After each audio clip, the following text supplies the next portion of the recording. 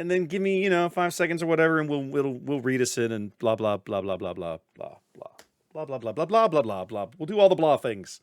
All right.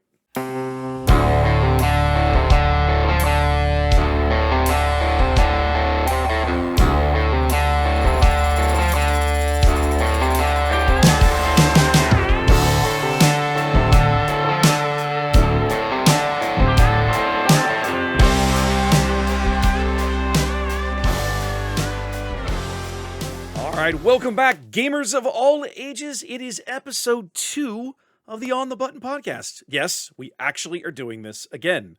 Apparently, some of you really enjoyed the first one, so we figured, why not? Let's just keep on chugging, right? So here we are. How's it going, fellas? It's going great. As long as you keep paying us exactly what you're paying us, we'll come back. I will continue to put your checks in the mail. I will continue to put your checks in the mail. Yep. If Trey's getting paid, I want to get paid. You are both receiving the exact same salary. I just want you to know. I have cleared all of that with HR. You're good to go. You're good to go. Nice. Well, guys, it's been a couple of weeks. We've got a little bit now of JTL under our belts, some open play. I know Trey did some draft. We'll talk about that later in the podcast. But the entire Unlimited world is a Twitter based on the results of last weekend's big events. One in Italy, the very first Sector Qualifier in the game, held in Milan. And then, of course, here stateside, we had the giant weekend-long Battle in Seattle put on by the guys over at Bothan Network, a bunch of cash prize tournaments, a really cool team event. I don't know if you guys got to watch any of the coverage or see those games, but there was a lot of really, really fun Unlimited played in both of those events.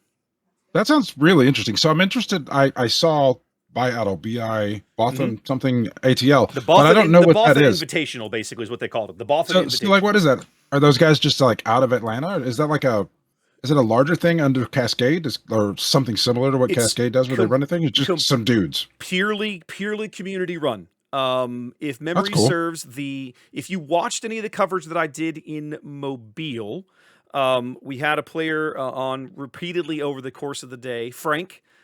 Frank and his wife Courtney actually played against each other in the top 8 in the Mobile PQ. Him playing Green Sabine, her playing Blonde Sabine. Her YouTube channel is actually called Blonde Sabine. Correct. And the two of them got together, I think maybe with some other parts of that community, and created this community tournament. I think they announced it back in January. And put up some cash prizes. They planned out this whole team event, which is the first time that's basically they created their own format for a 3v3 team event in Unlimited. Not Twin Suns. Everybody's playing the opponent across from them, but how the team performs in that round matters more than necessarily the individual game, which was really cool. So it was like best of 3, best of 3s. So you play best 3 across from pressure you, and then whichever team wins. I think you only play the player across from you once, and the goal is for the team to try to win and advance, right? And so they were giving away a lot of cash prizes. They ran a big 6K event on Saturday. Actually, they ran 2 different pools.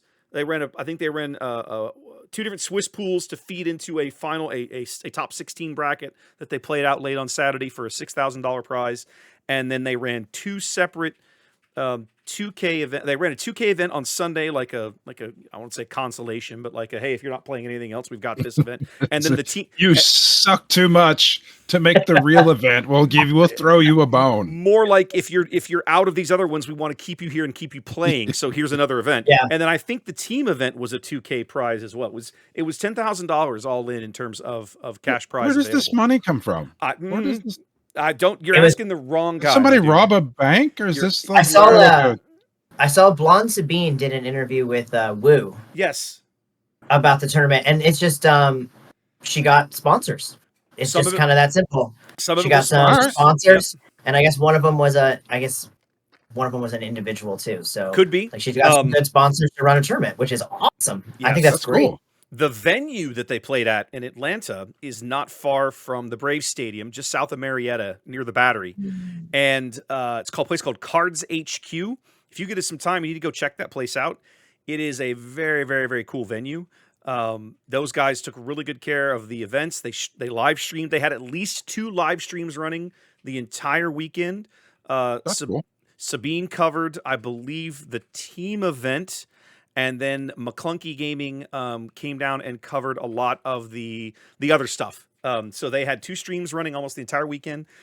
Just fabulous coverage. Really, really great to see. Awesome looking event. But to get back to the earlier point, right? Especially when you look at the team event, is kind of a unique event. So you can take that separately a little bit.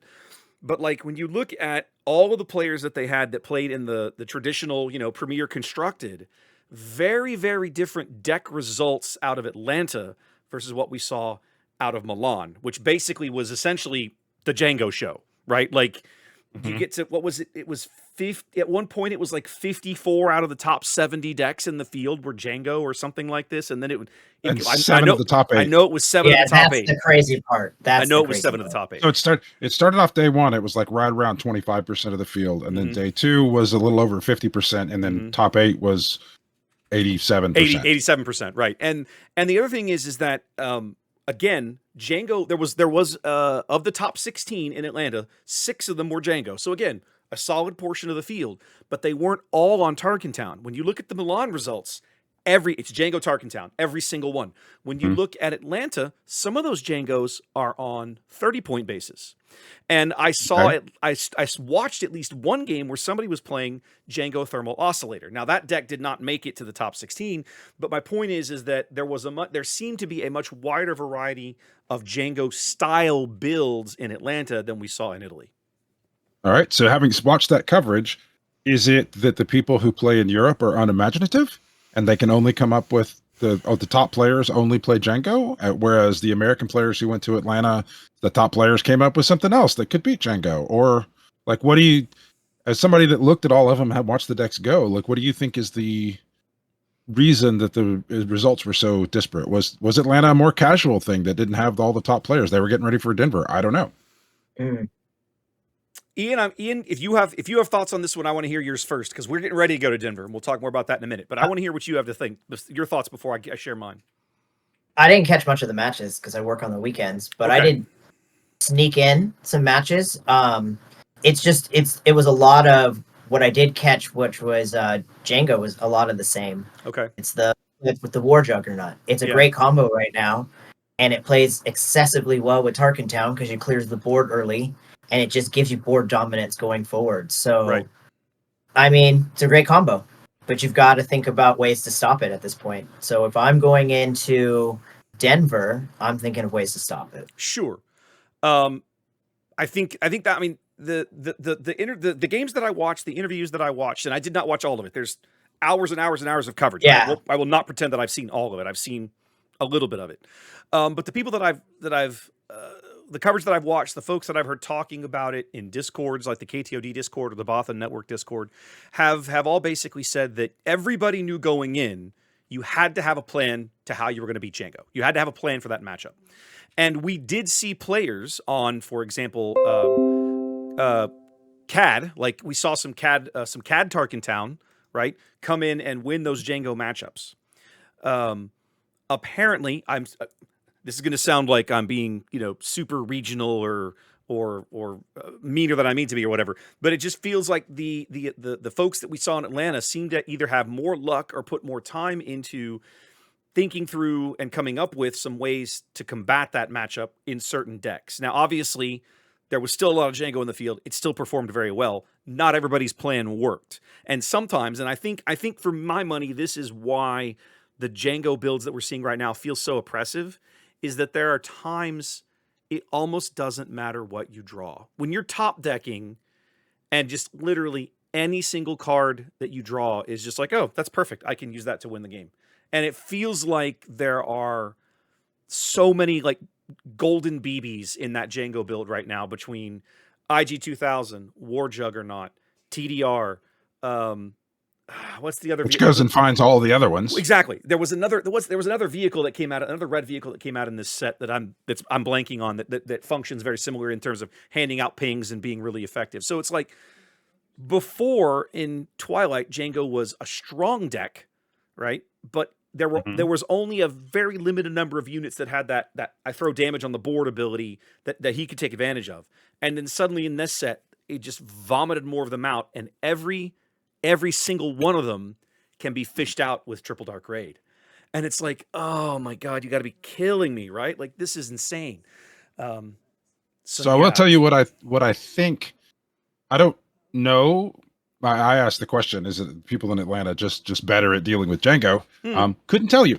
But what I will tell you, I think that the people in what is it, Rosemont and up in Fantasy Flight are rocking in a corner with their fingers crossed, watching Denver, going, "Oh God, please not again! Please solve this! Don't do this!" Because if they release a set and it immediately, if it's another 25%, 50%, 7 out of 8, then bad things are ahead for the people that design this game. Well, I mean, Wes and I are going to be there. We're going to get it hands-on right there. And I expect to see people showcase chasing for sure. At least I would, right? Because you finish top 64 and you have the best leader in that field, you get a showcase. So, I mean, I would do some showcase chasing. That's just my personal opinion. So, I mean, but if 75% of the people show up to showcase chase, that's exactly what happened in Milan. Is 75% of the people showed up to something else, and then Jango just told them just got run over, and Jango just ran him over. And that might be a thing that contributes to the Jango dominance. Is if you show up with a suboptimal deck that's where you're chasing that showcase, you showed up with something that probably doesn't have good game into Jango. It's the best you can do with Darth Vader or whatever, Lando, or can I make top 8 with top 64 with Hondo? And then because I'm going to be the only one playing Hondo. I mean, it's a good point. Now, it's a great point. One of the things that I'm really looking forward to, I don't want to segue to the coverage just yet, Ian, but I do want to hit this. I think you make a good point. I think both of you make a really good point. Looking, and I think one of the reasons you might be seeing different results out of Atlanta is expressly because it doesn't have this showcase chasing component to it, right? Denver will. Denver absolutely will. It's the first sector qualifier here in the States. Will you see people showing up with the deck that they want to play in the hopes that they can finish in the top 64 of a field that at the moment is a little over 400 players, right? So you're looking at, you have to finish in, what is that, about the top 15%, with whatever leader that you bring, whatever deck that you bring. Can you pull it off to win that showcase? And I think the other question you have to be asking yourself is, what leaders are capable of doing that into a field full of at least 25% Jangos? There's no way that the percentage of the field from Milan is going to go down, in my opinion. I think it might even tick up a few points. We might even see 30% in Denver. It wouldn't shock me. It wouldn't shock me. The way that traditionally this goes in games is you have Jango isn't going to be able to beat every single thing. There's going to be some class, probably control decks that do this. It's a little early in a metagame for a control decks to take over, but Jango is inherently a mid-range deck that can oppressively shut down other mid-range decks as well as quick aggro decks. Yeah.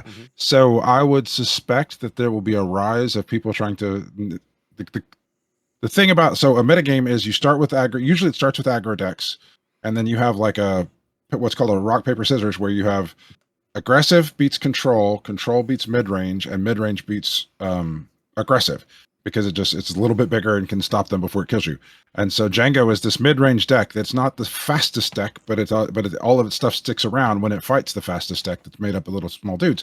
So normally at the beginning, aggressive is the best thing, because you have all these different ways to ask questions of, I'm going to kill you, can you stop me? And the control decks have to be like, yes, I'm going to stop you. But if your aggressive deck asks a question of how you're going to stop me in a way that the control deck is not prepared to answer, then the aggressive deck wins. And then as the metagame goes forward and the aggressive decks start to consolidate into, this is how they ask that question of, how are you going to stop me from killing you? Now the control decks start to be able to hone in and say, this is how, all right, I see all the questions that you asked me are in this narrow range now, and I know how to answer those with control cards. So that's why control decks usually work later in them. If we go into the second weekend of this and control decks are already stepped up, because that's what it takes to beat a Jango deck, which is a mid-range deck, that would be really fast. So I would suspect that we're going to see a lot of control decks if you're right, because you don't normally are there. If you don't want to beat, if you want to do well in a tournament, you don't necessarily bring the best deck. You bring the deck that beats the best deck, because everybody's going to be playing the best deck, and then you feast on those and hope not to lose to some crappy deck. I think if you go vigilance, cunning, villainy, you could drag out a game and drag out draws against Jango and beat a lot of other decks. Because if you're just playing No Good to Me Dead, just all those control that Cunning has, and then on top of that, all the removal, I think you have a slight chance. I mean, that's my first thought to beat Jango. I watched some of the Sunday Atlanta coverage on McClunky Gaming's channel while I was sitting down in the studio working on Stream Deck stuff. I think after Anthony and I streamed, it was either before, it might have been before he showed up. I don't remember. Sometime on Sunday. And one of the decks that I watched, guy had gone back, exactly what you're talking about, Ian. He had gone back, original Thrawn, Vigilance, and was literally playing to stall and mill. So he's running. Oh, nice. Yes, and almost all of his matches were going to time, but at the time, throw a couple he had restock in the deck. He had throw a couple of restocks in there. He had, I don't know if he had Foresight, which is a really good card with Thrawn, but I don't know if he was playing it. I don't remember seeing it. But anyway, he was winning matches, right? Or performing well enough that last I saw him, he was at least 3-0 or 3-1, something like this. And I thought, that's a really interesting adaptation to the meta. Is it good enough to win a big event like Denver? I don't know, but I'd be fascinated to see somebody bring it. And, Trey, one of the things that I wanted to mention, you talked about, as we get later in a life cycle of a new influx of cards in the game, aggro starts high, and then usually control slowly kind of catches up and brings, reins aggro in a little bit, and everything sort of finds an equilibrium. Do you feel like we hit that in Twilight? Because I never felt like control decks in Twilight of the Republic were ever a thing. I don't think Twilight of the Republic actually had any sort of metagame. I feel like Twilight, honestly, I think Twilight was a very poorly received set. I agree. I think it was overprinted. The cards were driven down in value, and people just didn't really like the mechanics. And so I don't think there were very many tournaments that happened, like big style tournaments that happened that showed up. So I don't know how much evolution the metagame can go through when people just don't play the cards. They aren't interested in the cards you just printed. That's a fair point, actually. Yeah, I'm not really interested in that, what you just did. No, that's a good point. Yeah, the two keywords added there, the coordinate and exploit. Nobody used them. Well, and they don't carry to the other sets at all. Yeah. Like I thought when I was playing we did that. We talked about that last time. We talked about that last time. And we're gonna come back to this too, right? Because we've got more stuff to talk about. Okay, so having all of this broader conversation around Jango, we know that FHE has released their upcoming stream schedule for the month of April. We know that Wednesday of next week, as we record this, literally 1 week from tonight, we'll have already seen that stream, and they're going to make some kind of it's a competitive balance stream. Historically, this is when they come in and they make the kinds of announcements like when they put Boba on the suspended list. So the obvious question on everybody's mind is, does Jango survive this round? Does everything survive the round? Do they just take their hands off and say, nope, we're going to leave it all alone? Are there any cards? So what is Ian, I'm going to start with you. Do you think Jango the leader ends up on this list? And so that's just one question. The other thing is, do you think there are any other cards, either other leaders or other cards in the meta right now that might end up on the naughty list as of next week? Well, I know everybody's calling for Triple Dark Raid. Mm-hmm. Everybody's getting really sick of that amazing card. And it's been great since it's printed. Yes. So, and then a lot of people are having a problem with Tarkin Town now too. And it's in just about every aggro build, to be honest. But I don't think those help your meta. I think its leaders is really the only thing right now that you can ban, in my personal opinion, that will have any real effect. Okay. Trey, what are your thoughts on those two questions? Well, my thoughts on this question is that Fantasy Flight doesn't know what they're going to do yet. I agree. I don't think they have any idea what they're going to do. I think they're going to look waiting and see what happens. They scheduled it a week out because they went, oh crap, after Milan, and they had to get it scheduled. They had to get it on the books to do it after Denver. But now they're sitting on their hands and going, players, please save us, so that when we have this competitive thing, we can be like, whoo, we thought it was going to be a problem, but look, you guys solved it, so it's not that big a deal. Whether they're actually going to do anything, let me phrase the question a different way. Based on what you know today, if you had to make a decision today, based on what you've seen and what you know, what would you do to Jango and or other cards in the meta? I would have to operate within the constrictions of what they've already given themselves. Agreed. So they've already given their justifications. So we've played Fantasy Flight games before where they'll just go change the wordings on cards. And since after they banned timed out whatever they did to Boba, made Boba go away, they gave their reasoning why that's what they're doing. Like we had in Destiny, where we came from, they would do errata, they would change the words on cards. They released no lists where you couldn't play this card with this card, but they're not banned. You can play this card, just not with this other card. So there are a couple of other ways. I don't think they've addressed that one yet. But they seem to have said we're not going to change the wording on cards. So going exclusively by just getting banned. I think if they just ban Boba, if they just ban Jango, it's not far enough. So if I only have to go from this last week's, I think the only reason Jango is the one that's the oppressive is that if you look at all of the yellow black leaders, he's the best one right now. Oh yeah, I think he is the best one. For sure. But if you ban him, there will just be whatever the next best one is. Cad Bane. Cad Bane, probably Cad Bane. Cad is probably the obvious choice. So he would take over, and I think that just the yellow red cards are just so good and like you were just saying a minute ago. They're so synergized. Yes. You draw 2 cards off the top, and it doesn't matter what you drew. They're you good. drew what you need. They're helpful. Your 50 card deck made of 3 of everything. Everything is going to propel you to win the game. Yes. So if you ban Jango, and now it becomes Cad Bane, okay, it might go from 7 out of the top 8 to 5 out of the top 8. And is that really any better? Is that good enough? So I think Jango is far too powerful, but he's just the best version of yellow red that you can play right now, and yellow red is just too good compared to the rest of them. Just judging by Milan, like from what they're actually going to do, they're going to wait and pray to all of the players to save their butts and solve something to stop this monstrosity of yellow red Jango. So yeah, I guess my question would be is just based on their wording that when they banned Boba that he was eating up too much of the top 8s. If we see Jango take, let's say, 6 of the top 8 spots. Oh, he's gone. He's immediately gone. Yeah. You think Wednesday? Gone? I think Wednesday. Wednesday is no Boba. Wednesday is no Boba. Jango and then it just son. becomes. Yeah. But in my opinion, then it just becomes the rise of Cad Bane. Right. So that may not just be Boba. It depends on what the determination they make. Is it? I mean, not Boba. Jango. Good God. One of the weird helmet guys. Helmet guys. So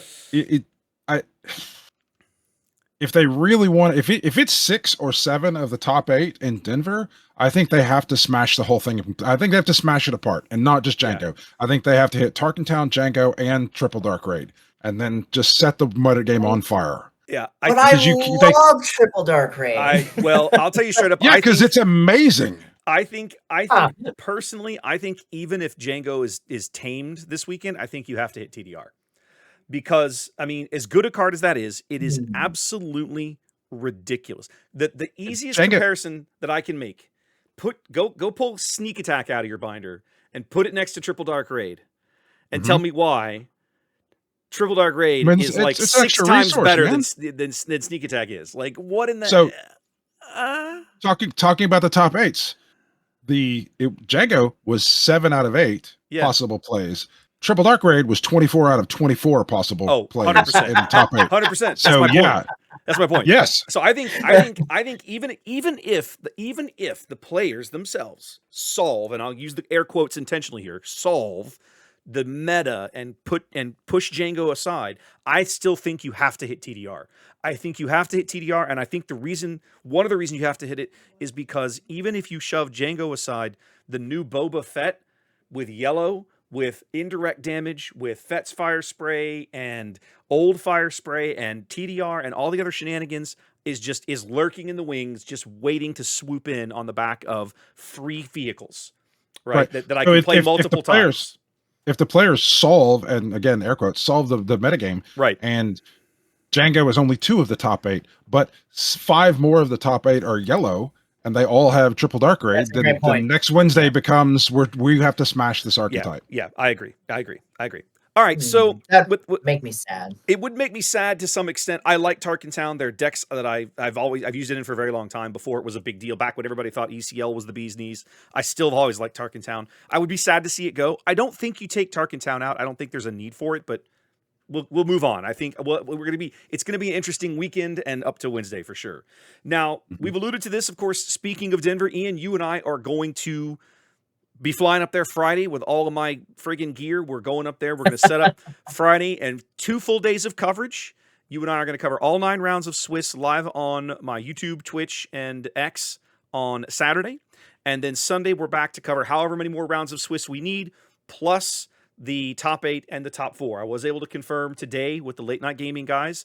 They're comfortable with us coming in, and they're going to cover the finals, which is totally cool. But we're going to be able to cover at least some of the playoffs, some of the top cut, and then we'll send our viewers over there for the finals later on Sunday. So lots of good stuff. If the late night gaming folks' equipment were to meet with some sort of unfortunate accident, would you guys be able to cover the? I'm not saying out of that. nothing. I'm staying out of that. I'm staying out of that. Loopy has been super awesome. We've had all kinds of great conversations. And yeah, so I don't even want to insinuate that sort of thing would occur, because that's not okay. But yeah, it's going to be a good time. So guys, if you're listening on YouTube, I'll put the links in the video description. If you're listening anywhere else, like just audio, just do a search on YouTube or Twitch for Searaptor, SEARAPTOR. You'll find my channels. Throw me a follow. And I've already got the events. The YouTube events are posted for both days, so you can even set little reminder notifications on YouTube. One of the nice things about streaming on YouTube is that you can set the stream up in advance, and folks can remind themselves, and they'll get like an email and a push notification on their phone. And we'll have all of that set up and ready to go. Saturday, we're going to start probably about 30 minutes early, do some pregame, talk through a lot of things. I'm hoping we're going to be doing some setup on Friday. I'm hoping to get in there and get some video of like the prize wall, so that we can show you guys all the kind of cool stuff that's available. The Space City guys were really awesome. Excuse me, Star City guys were really awesome today. I kind of trading messages back and forth with them. I sent them a nice thank you. I said, hey, thanks for being willing to work with us and answering all my silly questions. And they were like, no, we like being able to showcase. We like being able to show off the event to people who aren't here. And I was like, yeah, it'd be cool if we could, maybe nudge, encourage some of them to hit Richmond in a few more weeks when that event finally kicks off on the other side of the country. So yeah, if you're looking for some more tournament coverage, come check us out this weekend. Ian and I are going to be handling that. Articles. They posted a first year summary of the game on their website about a week ago. I think I remember seeing this came out. I think Tyler Parrott wrote this one, I believe. Kind of just going back through, talking through things. Is that right? I don't know the author. But I mean, it was one person as an author, but there's a lot of interviews with people. Okay, I'm looking at it now. There wasn't. I'm thinking of something different. Tyler had written an article about like the behind the scenes designing the set, designing Jump to Lightspeed. That one came out right before that, yeah. Correct. A day later, they were like, oh, it's been a year. And then so you've got little snippets in here from Danny Schaefer and Xander Tabler and Tyler Parrott and Jim Cartwright. So some of these guys that have been involved in the game since, way back before any of us even knew it existed. I didn't see that article. I'm gonna be honest. Oh, Trey, so what do you think? I looked over. I'd love to hear about it though. Okay, go for it. It's just, I mean, they'll ask a question, and like the structure of the article is to be like, hey, this thing, and then they'll give like Jim Cartwright, Danny Schaefer, Tyler Parrott, and Xander Tabler will all give their own answer. There'll be like a paragraph for each of them. It was so a couple of thoughts when I put this on our show doc. It was interesting to hear them still. You can still, or at least maybe I'm just jaded, but in the back of my mind, in the back of their words, I can hear them still saying, please play this game. We promise we'll keep it up. We promise we will keep making this game, and we won't leave everybody out in the cold. And so that was the big marketing push. When they announced the game, it was like, hey, we have this great game. We swear to God, we will put money into this game and we will support it for years and years to come. Please give it a shot. Because we promise, we've done all this work. Like most of the marketing stuff was trying to convince people that have been burned by their games in the past because they just do them for 3 years and they get bored.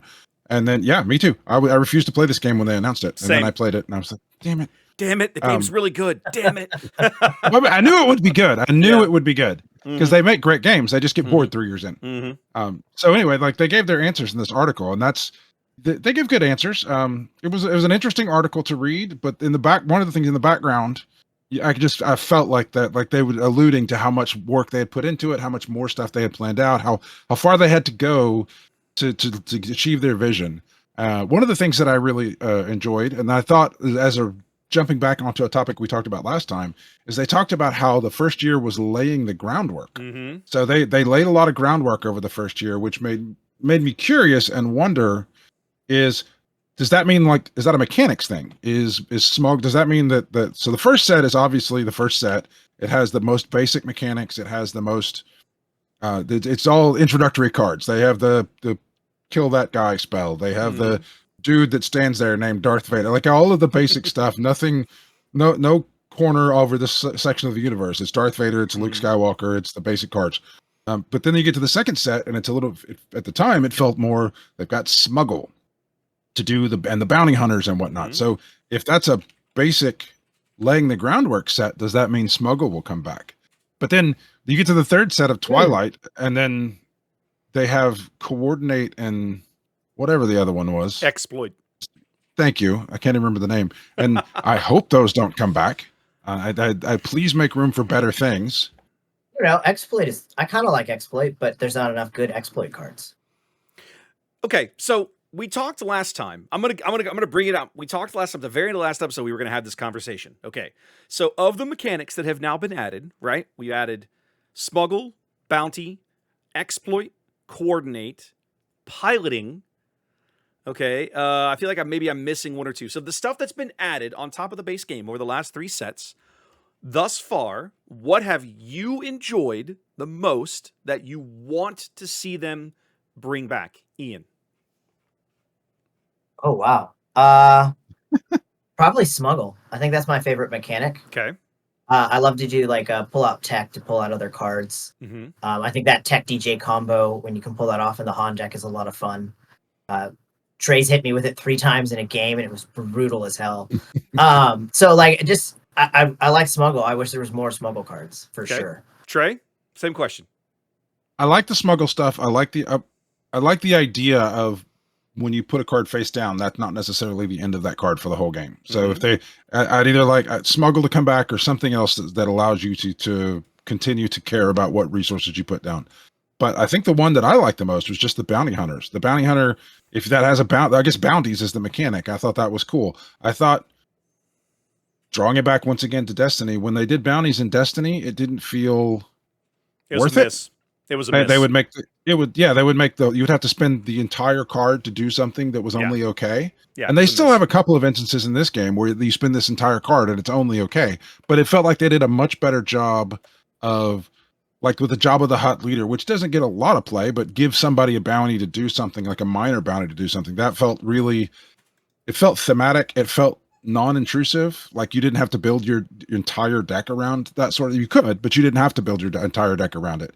And so it just felt like they did bounties really well, and bounties and bounty hunters really well in this game and this time around. I agree, and I love that you had some units that had like bounties built into them. Right? You had the bounty. That was another way to do it. Yeah, you had the bounty card that I could play out of my hand onto your unit that I wanted to interact with in that fashion. But there were some units that just had bounties printed on them as a penalty, let's say, for the card being undercosted, usually undercosted. Like you look at like the little Ian, those little 1-cost clone deserters you were playing on Sunday, a Monday night in our games, right?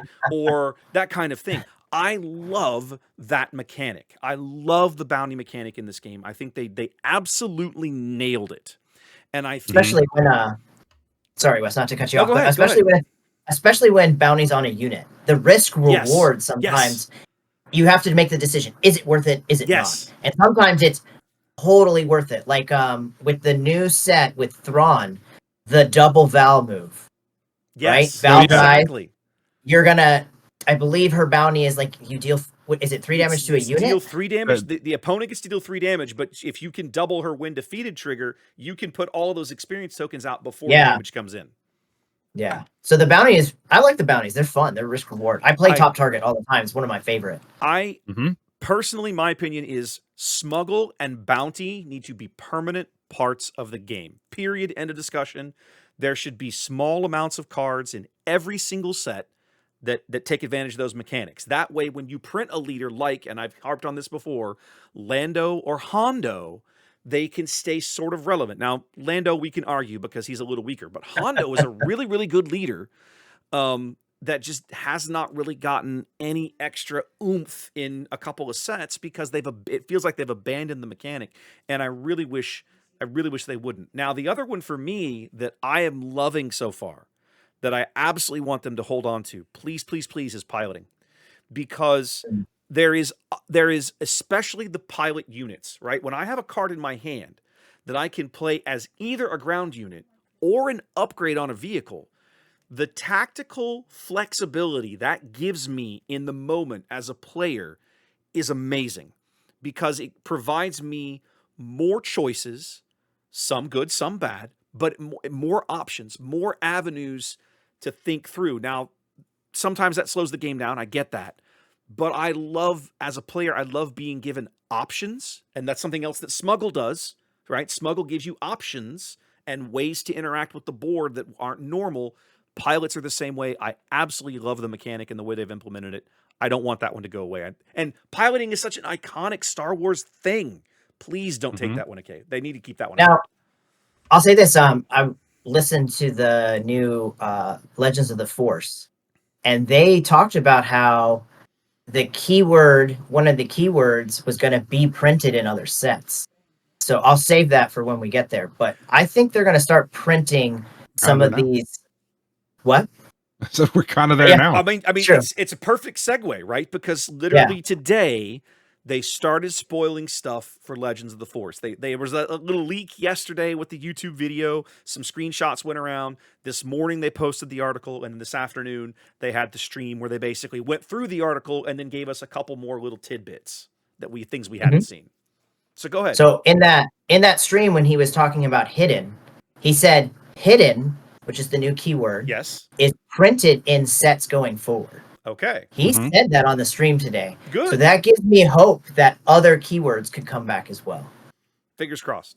And that's one of the things, right? This new set already has at least 2 brand new mechanics. The new hidden keyword, which you're talking about basically, which means that when I play a unit, it cannot be attacked that particular round, which I like the idea of, because the game is so, for good or for bad, the game is very violent, right? Units don't stay around. Units don't stay around. It's so difficult to keep units on the board. Now, that's awesome because it creates for a very dynamic board state, and the game is constantly in a state of flux and really interesting to solve.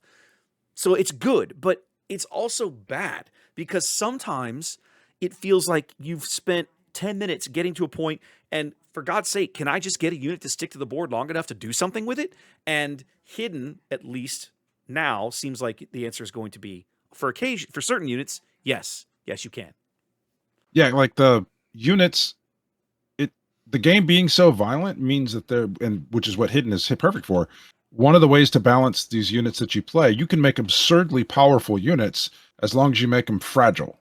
Yes. And so that they can't last very long, so they can do their thing for a while. But the way the game is structured, without hidden, you make these absurdly powerful units, and then they just die immediately. They're too fragile. There's no way to this is the way to make that fragile unit that you can get it off once. Yes. Well, and in the keyword too, they explain that you can still target it with a spell. You just can't beat it up with a unit.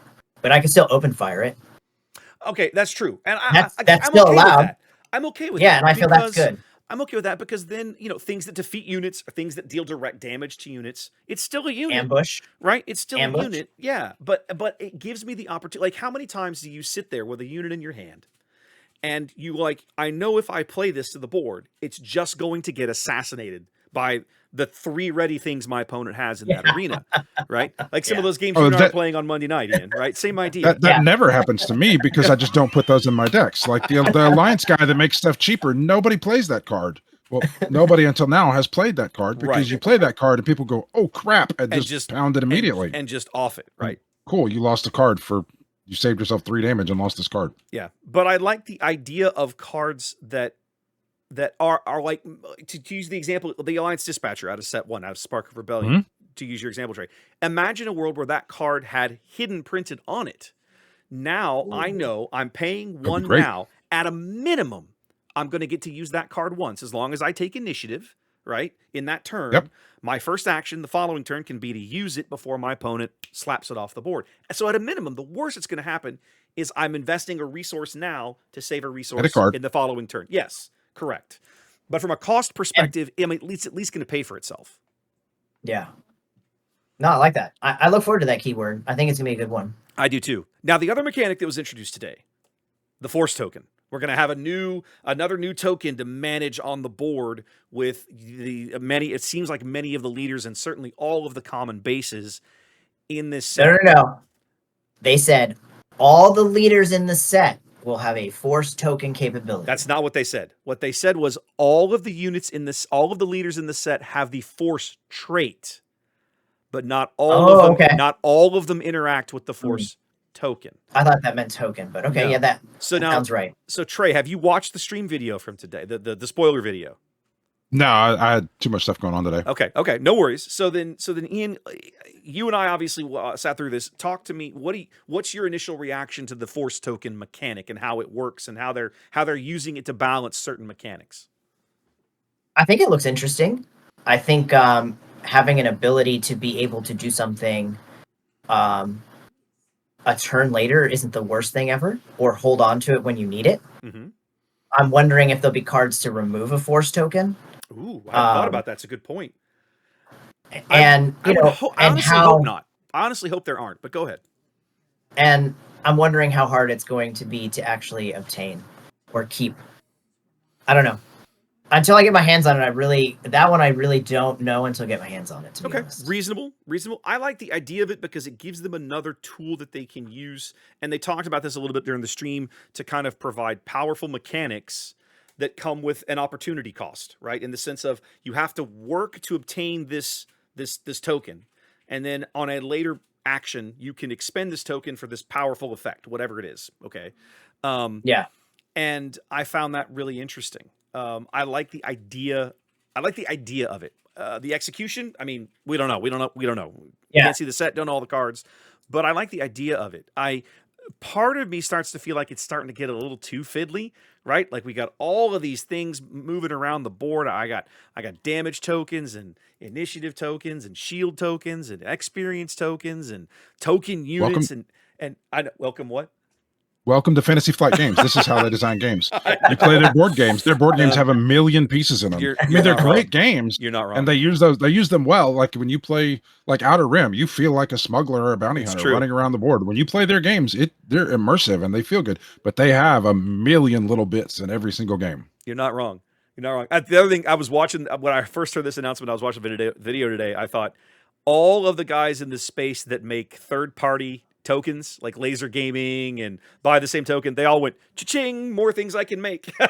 Oh yeah, I've already designed the Kingwood Hobbies force token. See, there you go. I'm printing tonight and I'll have it on Etsy little while. There you go. Awesome. So yeah, if Legends of the Force spoiler season sort of beginning, but I think this is going to take a back seat for a little bit. We've certainly got a lot more competitive JTL to get through in the next month or so. I don't think things will really start kicking off until we get into May, probably about mid-May. I'm guessing. This is speculative. Is when they'll start doing spoilers. I do want to talk about. Ooh, yeah, that'd be cool. That'd be good. Yeah, that'd be good. I do want to talk about one card though. I really like the Qui-Gon leader. Yes, I think that's an interesting. Like, imagine switching like with a port. Like, you could move any card you wanted off of the board. So I think it's an interesting thing. I don't know. We'll see. I think it's interesting. You have the opportunity to take advantage of a when played action again, right? Yeah. If you can that'll be what it's used for. Yeah, if you can find a card that's got a really strong when played action for the deck you build around Qui-Gon, that can be really, really, really impactful. His Aether Sprite card that they spoiled as well, also another one that it's like the opposite of Chimera, right? I think it's Chimera. When you play Chimera, you can immediately trigger a when defeated ability on a unit you control. If I remember Qui-Gon's Aether Sprite, when you play that one, you can immediately trigger a when played ability on a unit you control. On attack, you may use a when played ability that's what it is, on attack. This phase. There you go. That's what it is. And when I read that, I immediately went, oh God, people are going to combo this with DJ, and my life is going to suck. So going back to the competitive balance ban list, I really, really hope DJ finds its way onto that list eventually, because I'm so tired of that mechanic. It's ridiculous. Okay, guys. So obviously JTL's been out for a while. We've all been building decks. Let's talk. Trey, I want to turn to you for a minute, because you, of the three of us, you actually drafted JTL last week. I think we all did pre-releases, so we've all done sealed, but draft is a little different. So talk to me about your first draft experience with Jump to Lightspeed. How'd that go? So my draft was shaped pretty early on. I because of the leaders that I pulled. So the first, I don't remember what order I got them in, but basically I got Von Reg, red black. I got Rio Durant, yellow black, and I got Asajj Ventress, blue black. Well, you're playing villain. And then I see I'm playing villain and probably aggressive. And so I started. I hadn't played Asajj very much, and I wanted to give her a spin, so I tried to go blue. By the time I got to the end of the first pack, though, I want to say I had 3 blue cards, 2 red cards, and 9 yellow cards. So I was definitely in yellow. So I'm either going to go Rio and something else, or I'm going to go and some other color, and one of those 2 colors, or I'm definitely in yellow. So then I got to my second pack, and I think I took a blue card, the shoot down, steal a dude and kill him. I think was the first card that I took. No glory, only results. I think that something like that. That was like a blue kill that card, and I'm like, cool, I'm in Asajj. I get rid of these things here, and then I got past a Von Reg's tie immediately in in red black. That card is so good. I went no, but I'm like, I'm in red. I mean, I'm not in red. I'm in yellow and I'm in blue, and I want to play Asajj. So I took, I don't know, some big capital ship, something or other that was okay out of that pack, and then the red just flowed, and so I ended up with all the red cards. I had the 4/3, the 4/3 for 3 flying TIE fighter guy. I ended up with 4 of those. I ended up with 2 of the war jugs. I ended up with, like, I just had a crazy red, yellow, black deck. And I was just super aggressive. And I would just throw guys out. I would hit my curve. And I ended up playing Von Reg, because he's if you want to play aggressive in space, he's the guy to go with, because he comes out on turn 4? Yeah, he comes out on 4. He comes out on 4 resources, so turn 3. Yeah, turn 3, and you throw him on something, and you're just smashing away. And so that's what I did. I smashed my way right into the finals. I crushed, I don't remember what I played first, but I crushed somebody, and then I crushed somebody again, and then I got to the finals and played against Luke, and he was in Luke yellow. But one of the things you get in draft is he took every death space, do the 3, it's a yellow, and you play it, it's a 3/3 for 3, the death space skirmisher. And it exhausts guys. Yes. And so I flipped Von Reg onto something. He played that and tapped Von Reg. Yep. And then the next turn he took initiative and he played another one and tapped Von Reg. Like, he tapped Von Reg 3 times. He saved himself 15 damages. And I had a K turn in one of my hands. So I was it was gonna be over, because I was gonna hit him for 5, whatever Von Reg on was a 2/2. And then I was gonna K turn Von Reg and hit him for 5 more. And then the next turn hit him for, like, I was gonna beat him before Luke came out. And he tapped Von Reg on the guy 3 times, because he drafted every one of those death space skirmisher guys that came out. So I ended up getting second in the draft, because he then just proceeded to turn over Luke and win the game. I'm kicking myself now, because I'm sitting here listening to you talk about this, and I'm like, haven't I drafted? I did. I was in the other draft pod that night. We only had 6. Well, it was a week ago, so I totally understand how you don't remember a week ago. I've slept since then. But yeah, I did end up playing draft, and I did the weird thing that you probably don't want to do. I don't recommend doing this. I played Phasma. I tried to. Now you said that, I remember walking behind you and being like, he picked Phasma. I did. Why did he play Phasma? So I think, I don't remember what my leaders were anymore. I know I remember thinking I was going to be going into hero. I know what it was. My original leader that I grabbed was Rose, because I had really good games with Rose in sealed. So I was like, Rose is really good in this set. She's really good in closed format. My 3 packs, I had 2 Roses and I think in Akbar or something. So I was like, I kept a Rose and sent the rest on. And when the guy on my left passed me his leaders, one of them was Phasma. And I was like, Sure, why not? So I kept her, and then I ended up playing Phasma as cards kept going around. Obviously, nobody's really trying to draft first order stuff, so I ended up with a lot of the straight villain units that were first order, right? The Sith Troopers and the goofy tie dagger thing, and I ended up with a couple of the first order stormtroopers and some other randomness. I didn't have a very good draft. At the end, by grabbing all of the units that could legally like go with the base, I think I played Phasma Green. Green? Mm-hmm. Yeah, green. Grabbing. You ended up with the unit Phasma, right? I did. I ended up with at least one unit Phasma. I saw you play that one when I was standing behind you. That was one of the other reasons I did this, because I knew how good she was with the leader Phasma, and in the end, I think I had to throw in some just absolute garbage to just get myself up to 30 cards. But in the end, I went 2-1 with that deck. Like you, I think I tied for second in our little pod. I was surprised. She wasn't like knocked out amazing, but it wasn't a bad deck. And what I realized is you don't need to go crazy heavy on the first order stuff. And there's certainly enough good, like one of the things that I'm messing with now, and we'll kind of a segue into what we're headed next, is talk about the constructed stuff we're working on. I'm working on cooking on Phasma ECL as a constructed deck. Is it tier 1? Yeah, probably not, but it's not a bad deck. There's certainly enough red-green villain stuff that you can play the better first order units. The gooder, I know. No, the most gooder. The most goodest first order units that you want in the deck. And then if there's the occasional turn you accept the fact that, okay, I'm not going to be able to fire off Phasma's ability this round. Life goes on. I'm still playing good cards. It's fine. But being able to ECL unit Phasma or unit Kylo onto the board with your leader Phasma flipped up is absolutely an amazing turn.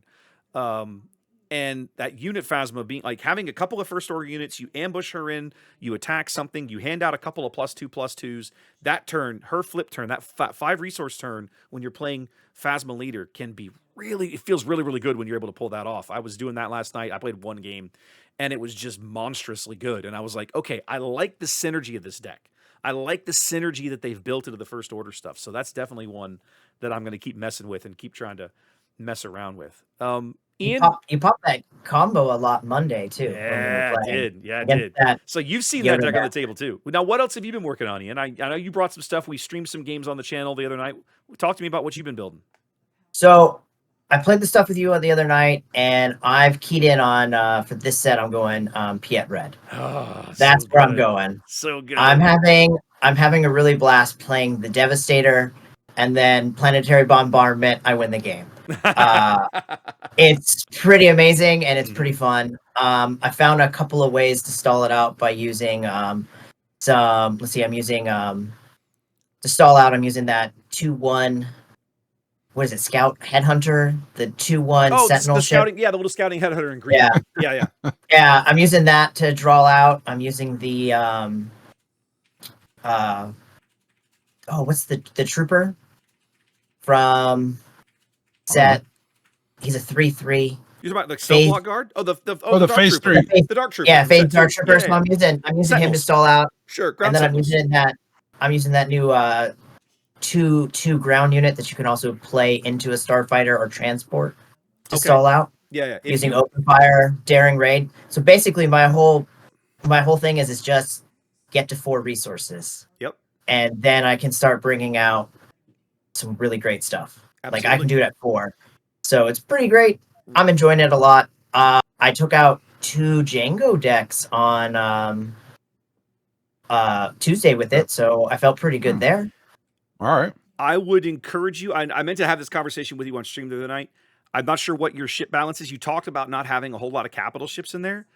You need to go through your cards and have a look at the MC30 for a 5-cost unit. That's what I added in. I added that MC30. in. That card is so amazing in Piet. So good. Yeah, it's been really good. For sure. What's his name? Zamad told me to add it in. Good. Good. And I added it in, and it's playing. That's the 4-1 that I play. Yes, that card is amazing. Beautiful. That card is amazing. It's beautiful. Yeah. So cooking on Piet Red. What else you got in the oven? For constructed, that's it. Okay. That's all I'm going. All right. What about you, Trey? What have you been working on? I built so many decks. You play so many decks too. Yeah, for forever. It's just been like I'll like find something on YouTube or somebody posts something and I'll like, all right, I want to try that one, and then I'll build a couple of my own decks that I'm interested in. But now, like my YouTube feed is just a barrage of all these different creators with all these different decks. So I actually created one this time, but this is I brought 3 constructed decks last week to the draft and tried to play as many as I could before we got started on the draft, and then instantly shredded those apart like when I got home that night, and built 3 completely new ones for this week. So I played the Vader Swarm deck last week. That one was fun. That was a lot of fun. That one probably has more legs than I gave it time for. Okay. This week though, I brought what are the 3 decks that I brought? I found somebody that built an Asajj red deck. Ooh. And when I played that on Carabas, like I built it on Swooty B and then played it on Carabas. It just annihilated people all night long with it. And then showed up to play our open gaming thing and promptly just got crushed. So Yet red. Yeah, red got there. Yeah. It was one of the things. And I was like, well, this deck is going back in the grumper. No, this band is terrible. So there was another creator. I've never seen this guy before. The guy on YouTube named Mo the Monster. I've never seen any of his buildings. So Mo put together a Palpatine blue deck. He said, I'm going to go beat Jango. And we had the whole conversation earlier about what beats mid-range is its control. Mm-hmm. And he put together a Palpatine blue deck. And so I just built it like in his video. I can't even watch his whole video. His video is like an hour long where he explains every card choice. He is meticulous going through why he chose this card. At some points he was talking about how I chose this card and then play tested it 17 times, and it turned out it was 3% less efficient than this other card. And so now I played this other, it's nuts, the level of detail that he went into. And I started like skipping through and I was like, I feel like you've put the time into this. I don't need to watch this whole video. But I mean, also I played a lot of Palpatine early in the game. Like I won one of our store showdowns, our first store showdown with Palpatine Green. So I know how Palpatine plays. And so I put that together. I took that. That was real good. That was dominant. That was your out of aspect change of heart for a W. Well, yeah, that was last summer. Yeah, that was my out of aspect change of heart for W.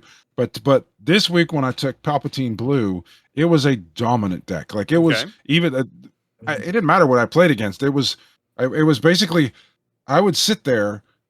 Even against Jango that's trying to like be the power of a big thing, I would just sit there and look at them staring at these angry triangles in my hand, just a fistful of Star Destroyers. Well, they have nothing on the board. I'm like, I want to play these cards. Please do something more that I can kill with these cards, because it doesn't make it's wrong for me to just throw these cards out there. Like it's a tactically wrong decision for me to just play cards to play cards. And I'm just it's such utterly it was dominant. So I'll probably stick with that one going forward, at least as my main choice of an option. Now that assumes I'm going to play in any tournaments or anything like that. When I'm actively looking to either judge or cover tournaments with you, when I don't want to play, I want to sit here and talk because listen to my voice, my sultry sounds. They're amazing. No. So the third deck that I brought was one that I actually built myself, and it was the first stab at a Poe deck. And so I tried to build a Poe deck. My thought going in was I'm gonna basically drop underneath everything. So turn 1, I'm gonna drop 1 and move Poe over. Turn 2, I'm gonna drop a 2 drop and then attack and then move Poe over. And then turn 3, I'm gonna play where I have 4 resources. I'm gonna play 3 and move Poe over. So that was my idea. It wasn't good. Okay. I think there are better ways. Well, so that it really wasn't good because I played somebody that's playing the Vader Swarm deck, and it just everything that I wanted to do, Vader Swarm just did better. Right? They're just better at it. So I played it a couple of times because it was the one that I built, and so I wanted to test it and put my theories to work. In order to do the 1-drops, I had to pair it with yellow. So I want to play it like a 1-3 and then put Poe on him and make it a 3-4 that I'm attacking with on turn 2. That seems good. And all of the good one drops in space are yellow. Cards that seems like for example. Yeah, the Wolf Hunter, whatever, the 2-1. Yeah, that thing. I wanted to do that, and that didn't work. So going forward, watching myself as I played, I think the better way to do that is to focus on 2-drops. And like so I play a 2-drop because 2s are so much better than 1s. So I play a 2-drop, and then on my second turn, I move Poe over and play another 2-drop, and then make that attack. I'm a little slower that way, but I think that's going to be a better way to do it. But I did actually find a card that I love this card, and it's a card I've not heard anybody talk about. It's called Tactical Heavy Bomber. Yes. The Tactical Heavy Bomber is a 3/5. Yes. And it says, on attack, deal indirect damage equal to this unit's power to the defending player. So if you throw like a pilot on there or something, or you use like a surprise strike with it, it's like 12 damage out of a 5-drop. It can be huge. Throw a surprise, like throw Poe on a hit with a surprise strike, and now I'm hitting you for 7 direct or 8 direct, and then 7 and then 8 more indirect. So like as a 5-cost 3/5, it's a little, or actually it's probably correctly powered or correctly costed, because it's basically hits for 6. It's a 6/5 that you play for 5 in space. Except that 3 of those are indirect. But everything that you can do to make that bigger is worth double. So if you play a pilot on it that gives it +2, that's actually +4, because you get 2 indirect and 2 damage when you punch somebody in the face with it. Yep. And so, like, I haven't seen anybody talk about this card. I haven't seen anybody play this card, but I don't know, maybe people are. But I saw it, and that was the games that I won with Poe were because I put Poe on a Tactical Heavy Bomber, and I was like, here, take a ton of damage. Here, I'll surprise strike with it. Take what it was, 8 indirect and 8 to your base, and then like their whole board is gone or their base is dead. So that was as I go back to the drawing board, I actually kind of want to stick with Poe and see if that 2-drop thing works. And if I'm going away from all the 1-drops, then I don't have to be in yellow. So now I'm kind of, do I want to be green? Do I want to be blue? And I'm playing around with it, but I'm focused on keeping the Tactical Heavy Bomber in there because I like him. Okay, like it. Those are the decks I've been playing. The other thing that I've been working on, and I've been planning on this one for a while because I love the character and I'm determined to make him work, is Wedge. Wedge Green is something that I've been messing around. Wedge Red, right? Wedge Tarkentown is the build that I'm on. I started off with Thermal Oscillator. I wasn't as happy with those results. Definitely, I've been enjoying Tarkentown more out of Wedge, being able to clear problematic units out of the way. I was having some decent games, some decent lines against Ian. I was watching the VOD of our games for the night, Ian. I'm looking at my hand and I'm looking at what I'm doing. I'm like, wow, I screwed that turn up. Like, so it's a deck that I really enjoy. I think there's a lot of work. I've got a lot of work to do to figure out the right ways to attack certain matchups. But I really, really like that deck as well. Just partly because I love Wedge as a character, and I'm determined to make that work somehow. Damn it, it's gonna happen. It's gonna happen. Twin Suns. Denver has been all my big focus, but after I get back from Denver later into April, I'm gonna try and have some folks over. We're gonna get some Twin Suns on the channel. I know Ian's excited about this. I did borrow the mat from Anthony when he came over on Sunday. I threw it on the table. It fits, no problem, which means I'll be able to get the camera over it. We'll figure all that out. Ian, what do you want to cook for Twin Suns? Like if you had to build a Twin Suns deck today, what would you play? I've been playing the same Twin Suns since the beginning. Inquisitor, Krennic. Okay. Now I've partnered it with Lake Country. Okay. And I haven't had a chance to play. I thought I was going to get a game in on Tuesday, but only Anthony, of all people, brought a Twin Suns deck. Womp womp. Yeah. I don't know how it's going to play yet, but I mean, I had it 80 cards previously in 2 colors because I was ready for this set. So I really only added about 4 or 5 cards and I was ready to roll. So I'm ready to rock on Twin Suns. I'm bringing it to Denver in case somebody else there wants to play Twin Suns. Nice. I would. You know what? I should bring at least. I should probably try and throw a deck together and fit it in the suitcase if I can. But yeah, I'll be curious to see about. Now, let me ask you a question a different way. If you've already got that one built, let's assume for a minute you had to build one from scratch today. Is there anything else out there that interests you for Twin Suns that you just haven't tried yet? I have an idea for Ahsoka. I wanted to combo Ahsoka with Rey and play a lot of small units to get coordinate out there on the board. And was an idea that I had, and have Rey buff him up a little bit. I like that's an idea that I'm slowly building. Not there yet, but I'm slowly building that deck. Okay, interesting. Trey, what about you? What have you got in the hangar for Twin Suns, or that you either built or would like to build soon? I haven't built one yet. I was one of the people that did not bring a Twin Suns deck this last year. Okay. So I am very hung up on double blue. When it comes to Twin Suns, I like running the double blue cards, and so I like there's the Sentinel and the heals and the pump that you get with Ray, like those are all, or the giant sentinel that you get with like a Chewbacca. Those are really powerful, and I win a lot of games with my with double blue and like a green base, and I build the 80 cards out of that. So the one that I'm really looking at here, probably my first stab at this is probably going to be the new Lando and Chewbacca, just so that I can just completely turtle up and make it a dumb idea for somebody to attack me. Okay. I'm going to play dudes on either side. They're always going to get shields. I'm going to heal forever for days. I'm going to play vigilance. I'm going to have millions of sentinel cards, and nobody's ever going to want to attack me, because if they do, they're going to lose. So that's the last time that we played. It was I was double blue and green, and I kind of want to be double blue and green again because I really like those. Okay. The one that I've drawn up that I need to build, and this is what I'll probably throw in the suitcase because it's not very difficult to build, is like Ian, I'm a bit of an unrepentant Imperial. So for me, what I sketched up, the first one, actually, I went into SWDB and I could build a Twin Suns deck in here, so I threw one together. It's Tarkin Iden. Tarkin Iden with red. So it's it's just like a whole bunch, like one of every good Imperial. Yeah, exactly. One of every good Imperial card I could think of, and I think I curved it out around 6 or 7. I might have to look at. I'll probably play a couple games in it, decide if I want to put anything more expensive than that in it. But I was like, this seems like it's okay. So I'll probably throw this together and chuck it in the suitcase. I wouldn't mind getting in a game of Twin Suns just for the hell of it, sometime over the weekend or after I get back or whatever. So definitely looking forward to that. Now, outside of the game, guys, this is one of the things that Trey likes to talk about. Like we spend an hour talking about Unlimited.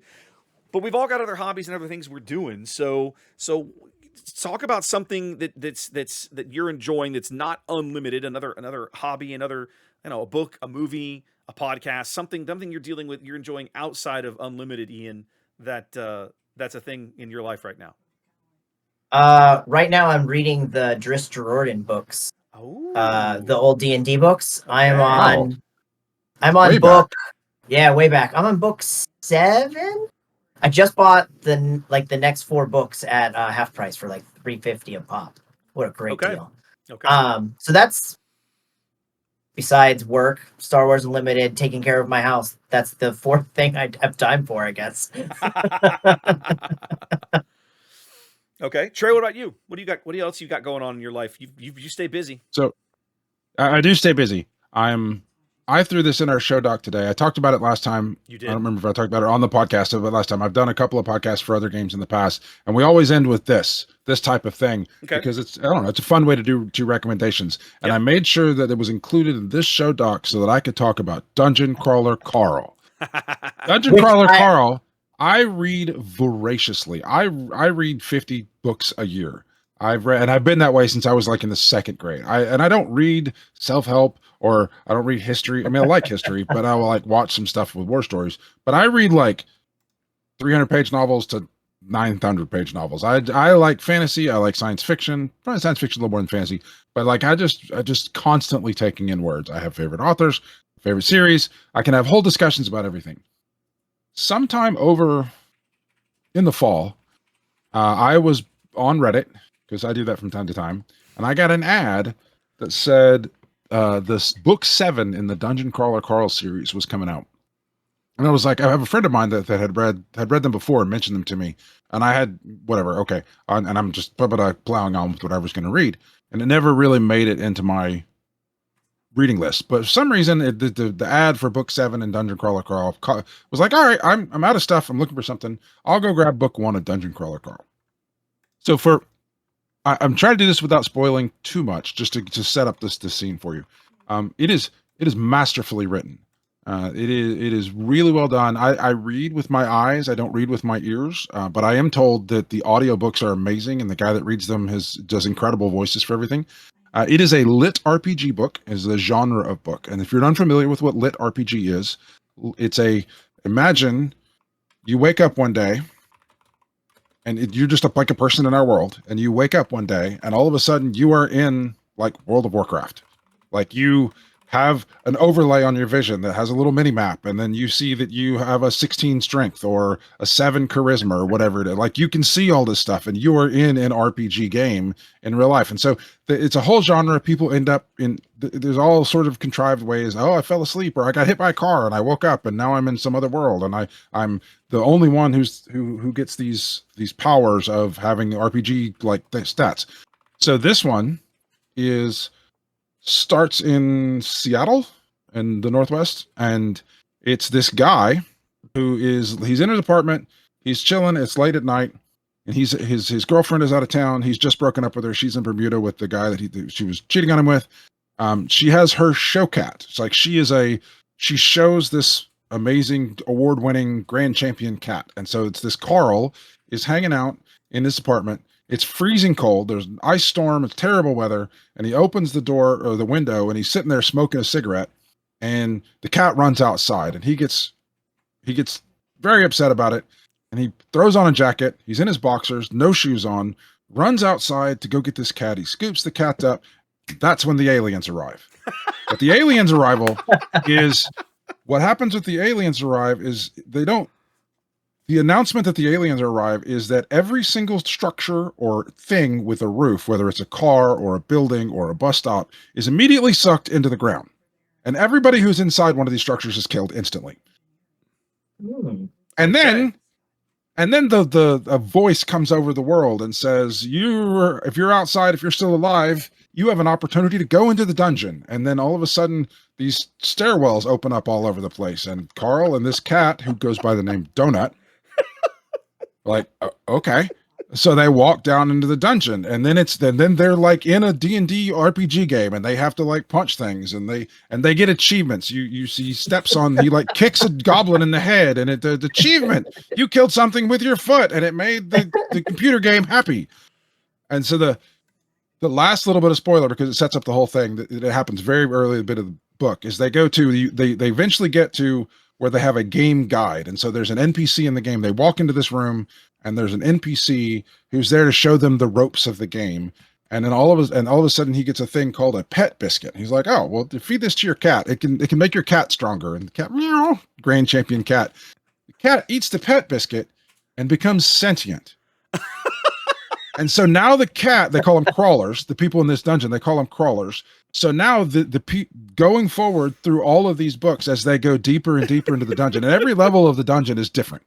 And so one of them is like Magic the Gathering cards. They play Magic the Gathering cards. Some of them are just straight up like D&D dungeons. But they go through. It is Carl, who is still wearing his jacket and his boxers and no shoes.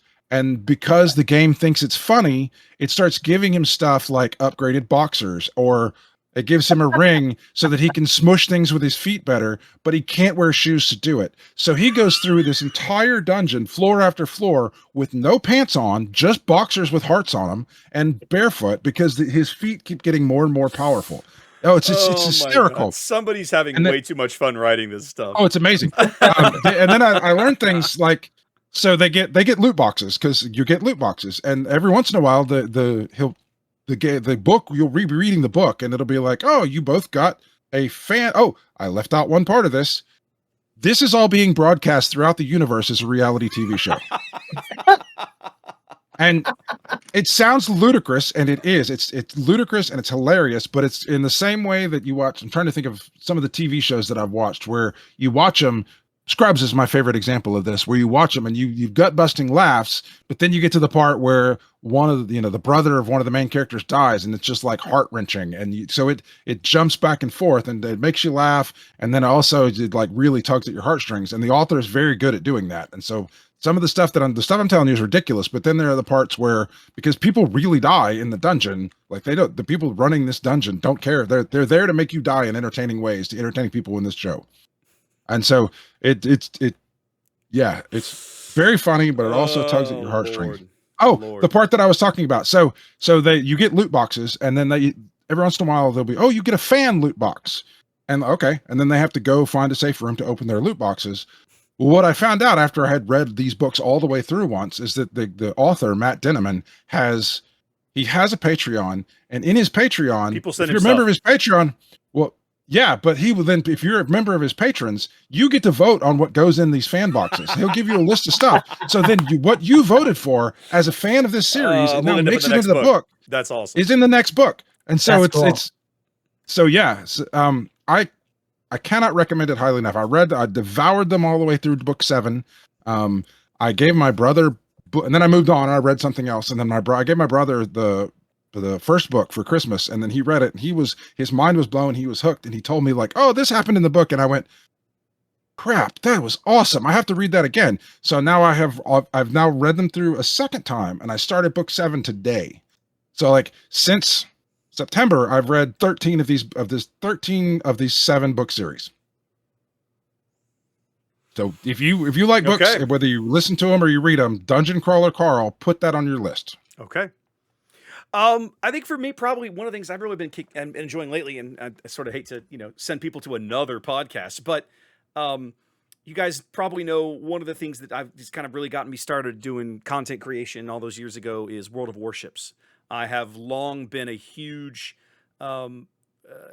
enjoyer of naval history, particularly World War II naval history. And there's a group of guys that for about the last 3 years have been making a podcast called The Unauthorized History of the Pacific War. You're Fat Electrician. No, it's not. Well, you introduced me. You showed me Fat Electrician, but this is. Sorry, I thought that's where you were going with this. You said he's an. No, this is the name of the podcast is The Unauthorized History of the Pacific War, and it's a podcast done by a guy named John Parshall. Well, John Parshall is like a regular visitor, and I first ran across him about 20 years ago because he and I believe his co-author's name was Tom Tully. They wrote a book called Shattered Sword, which was about the Battle of Midway, which has fascinated me since I was a child. And I devoured that book. And so he's a regular guest on this podcast. But the two main casters are a gentleman who works for one of the Mississippi history museums, who worked at the World War II Museum in New Orleans for a very, very long time, and a retired Navy submarine captain. I think he retired probably about 20 years ago now. And so the three of them frequently collaborate on whatever the topic is that they're going through. Like they're wrapping up their 4th season about now. For example, the last several weeks were all about. One was about the ethical / moral case for the atomic bombings in Hiroshima and Nagasaki. Then it was an episode about the actual missions, the bombing missions themselves, and all the technical details and how they worked and so on and so forth. And then the most recent episode that they just released was about, okay, now you're after the bombings the next week inside of Japan. Basically, they were talking about how, they don't normally do political podcasts, but that's basically what this was. Like all the political machinations and discussions and what led up to the Japanese surrender and the fact that they almost didn't surrender. Just really, really fun. And then now I'm going back and listening to old back episodes, right? I started listening to stuff about the Battle of Midway today, and they had other stuff, American submarine operations, which is a particularly favorite topic of mine in World War II Pacific. So yeah, I've really been enjoying that. Like it's made the car rides in and out of work. I don't care about the traffic. I just sit there and I'm just reveling in it the whole way. I love it. Right.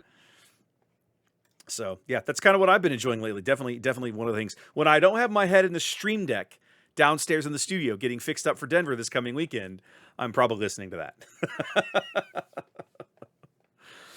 All right, guys. Well, listen, we've hit our hour and change. Anything else we want to cover? Or should we call it? No, you guys are going to be talking a lot. Come Saturday. Save your voices, man. Let's get out of here. I need to make sure I bring the Ricola with me to make sure that I've got some throat lozenges. So for sure. All right, guys. Well, listen, thanks for being here. And you guys, thanks for tuning in. I'll do the thing that Trey did last time. If you enjoyed the podcast, throw us a like or a follow, throw us a rating on whatever format you listen to us in. A good rating. Please a good rating, presuming you enjoyed it if you got this far in the show. And if you've got things you want to hear us talk about, suggestions for future topics, whatever, leave those in a comment or whatever. I'm probably going to end up having to subscribe to Buzzsprout here, so we should have an actual web page soon, and that'll give us a fan mail link. I'll put all of that into the show notes, presuming that I have them, or in the YouTube comments, YouTube video description. I'll try and get all that done soon. So anyway, awesome. All right, guys. One day, thanks. Go. One day we will sort all this out, and we will act like a professional, do a good job podcast, and it's not just some dude sitting by there the time talking. we've done Speak this for yourself, sir. By the time we've done this 4 or 5 times, we might actually look like we know what we're doing. So don't get too ahead of yourself. All right, guys. Well, thanks for listening, guys, and we will catch everybody next time. Peace.